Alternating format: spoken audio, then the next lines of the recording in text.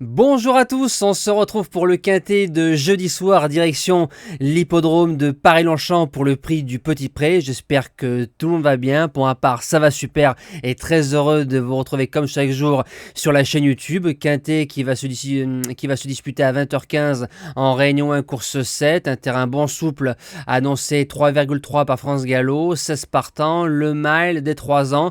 Un puzzle une fois de plus à essayer de trouver dans le temple du galop. On va d'abord voir les résultats donc de lundi du côté du quintet. On n'a que le premier, donc je passe au travers de la sélection, mais certaines personnes n'ont pas oublié de me le dire à travers tous les réseaux sociaux que quand je passe à travers, ah t'es pas bon Max, t'es pas bon.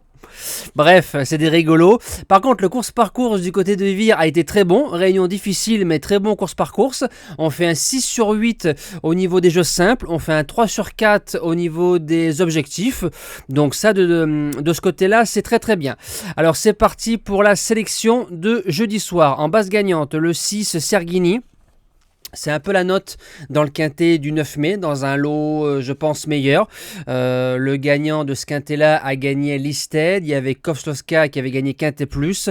Des gagnants de handicap, donc un lot, je pense, mieux composé que le lot de jeudi soir.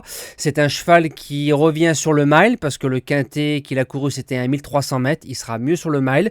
Et s'il est monté à mi-paquet, je pense qu'il peut l'emporter. La deuxième base, le numéro 5, Saxon Girl, qui a couru 2 handicaps, qui a fait 2 fois l'arrivée.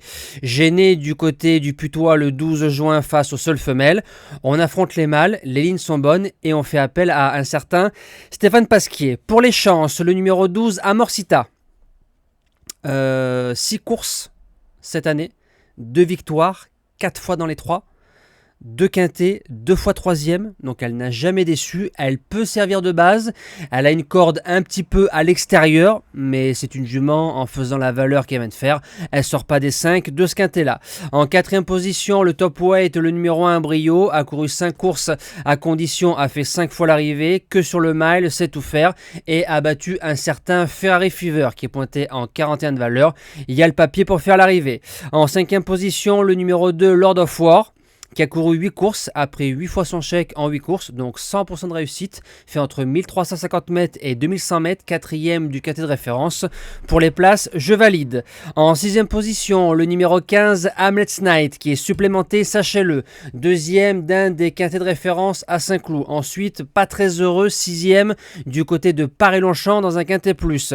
Alors lui, par contre, il lui faut le bon parcours, mais s'il est bien ramené sur 200-300 mètres, il va très vite. En septième position, le numéro 11, Dancing Queen.